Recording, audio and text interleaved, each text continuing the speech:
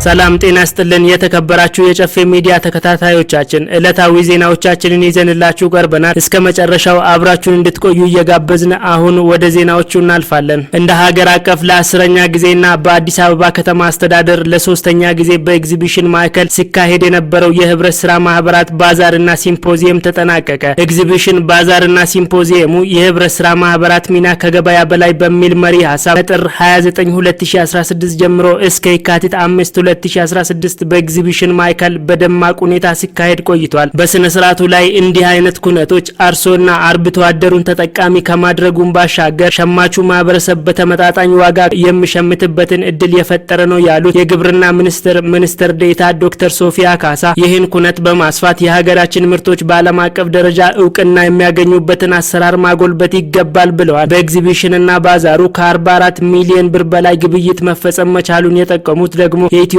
ህብረት ስራ ኮሚሽን ኮሚሽነር ዶክተር ጌታቸው መለሰ ህብረት ስራ ማህበራት የገበያ ስርዓቱን ጤናማነት በዘላቂነት አስጠብቀው የማህበረሰቡን የኑሮ ጫና በማቃለል ለማህበረሰብ መረጋጋት ሚናቸውን በተሻለ ደረጃ እንዲወጡ ተመሳሳይ የህብረት ስራ ኤግዚቢሽንና ባዛር በሁሉም የአስተዳደር እርከን እንዲዘጋጅ ማድረግ ያስፈልጋል ብለዋል። በተጨማሪም ዘላቂነት ያለው የገጠር ከተማ የአምራቾችና ሸማቾች የግብይት ትስስር እንዲፈጠር ጠንክሮ መስራትና የግብይት መሰረተ ልማቶችን በተለይም መጋዘንና የገበያ ማዕከላትን ማሟላት የቅድሚያ ሰጥቶ መደገፍ ያስፈልጋል ብለዋል ኮሚሽነሩ። የህብረት ስራ ማህበራት ሚና ከገበያ በላይ በሚል መሪ ሐሳብ እየተከበረ በነበረው 10ኛው ሀገር አቀፍና 3ኛው ከተማ አቀፍ ኤግዚቢሽን ባዛርና ሲምፖዚየም ላይ ሁሉም አይነት የህብረት ስራ ማህበራት የተካተቱበት መሆኑ ተገልጿል። የጨፌ ወጣቶች ኃላፊነቱ የተወሰነ ህብረት ስራ ማህበር ባዛሩ ከተጀመረበት ቀን ጀምሮ ለተከታታይ 6 ቀናት በኤግዚቢሽን ማዕከል በተዘጋጀው ባዛርና ሲምፖዚየም ላይ የተለያዩ ጥራጥሬ እህሎችን እንዲሁም አትክልትና ፍራፍሬዎችን በማቅረብ የላቀ ተሳትፎ ሲያደርግ ቆይቷል። በተጨማሪም የጨፌ ወጣቶች ኃላፊነቱ የተወሰነ ህብረት ስራ ማህበር ከተለያዩ የህብረት ስራ ማህበራትና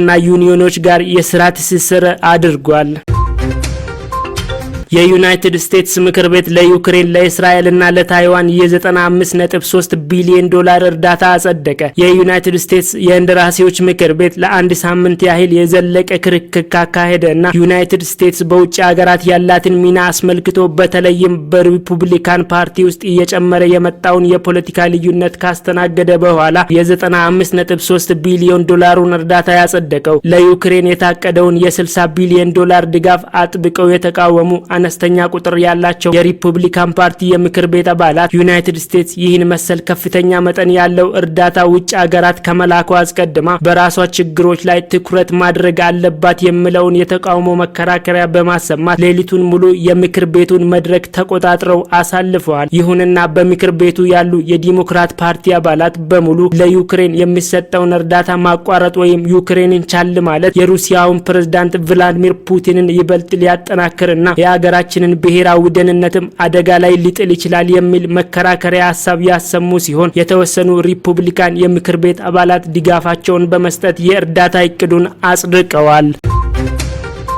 ሞዲ በኤምሬትስ 7ኛውን ይፋዊ ጉብኝታቸውን እያደረጉ ነው። የህንዱ ጠቅላይ ሚኒስትር አቡዳቢ ሲደርሱ የአረብ ኤምሬትስ ፕሬዝዳንት ሼህ መሐመድ ቢን ዛይድ አቀባበል አድርገውላቸዋል። ሞዲ በቆይታቸው በአቡዳቢ የተገነባውን የህንዱ ቤተ መቅደስ ይመርቃሉም ተብሏል። ጠቅላይ ሚኒስትሩ ቤተ መቅደሱ እንዲገነባ ከፍተኛ ሚና የተጫወቱትን ፕሬዝዳንት ሼህ መሐመድ ቢን ዛይድን አመስግነዋል። ጠንካራ ባህላዊ፣ ሃይማኖታዊና ኢኮኖሚያዊ ትስስር ያላቸው ኤምሬትስና ህንድ በተለይ ናሬንድራ ሞዲን ወደ ስልጣን ከመጡ ወዲህ ግንኙነታቸው ይበልጥ እየጎለበተ ይገኛል። የሀገራቱ መሪዎች በአቡዳቢ በሚያደርጉት ምክክር በኢነርጂ፣ በወደብ ልማት፣ በባቡርና በዲጂታል መሰረተ ልማት ትብብራቸውን ማሳደግ የሚያስችሉ ጉዳዮች ላይ ይወያያሉ ተብሏል። መሪዎቹ ከሁለትዮሽ ጉዳዮች ባሻገር በቀጠናዊና ዓለም አቀፋዊ ወቅታዊ ጉዳዮች እንደሚመክሩም ተገልጿል። የህንዱ ጠቅላይ ሚኒስትር ናሬንድራ ሞዲ የኤምሬትስ ጉብኝታቸውን ሲያጠናቅቁ ወደ ኳታር ያቀናሉም ተብሏል።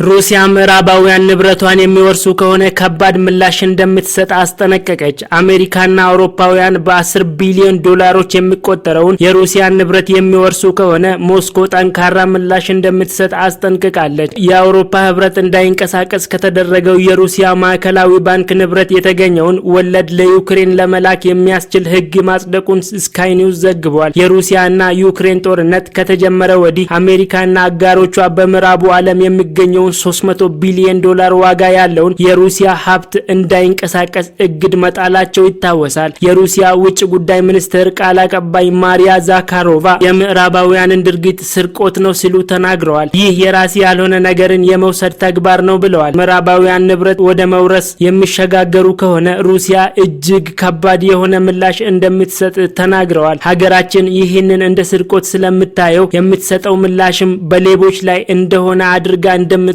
ዛካሮቫ ተናግረዋል። ሩሲያ ከዚህ ቀደም ምዕራባውያን ንብረቷን የሚወርሱባት ከሆነ የአሜሪካን የምዕራባውያንና የሌሎቹንም ንብረት በምላሹ እንደምትወርስ መግለጿ ይታወቃል። ሩሲያ በዩክሬን ላይ ልዩ ያለችውን ወታደራዊ ዘመቻ ከጀመረች ወዲህ አሜሪካን ጨምሮ ምዕራባውያን ሀገራት ለዩክሬን አጋርነት ለማሳየት በርካታ ማዕቀቦችን በሩሲያ ላይ ጥለዋል። ሩሲያም ግን ማዕቀቦቹ የጋራ ጉዳት ማስከተላቸውን ስትገልጽ ቆይታለች። የተከበራችሁ የጨፌ ሚዲያ ተከታታዮቻችን ዕለታዊ ዜናዎቻችንን እዚህ ላይ አበቃን። ከዜናዎቹ ጋር ለሚ መንግስቱ አብራችሁ ነበርኩ። ከቀሪ ፕሮግራሞቻችን ጋር መልካም ቆይታ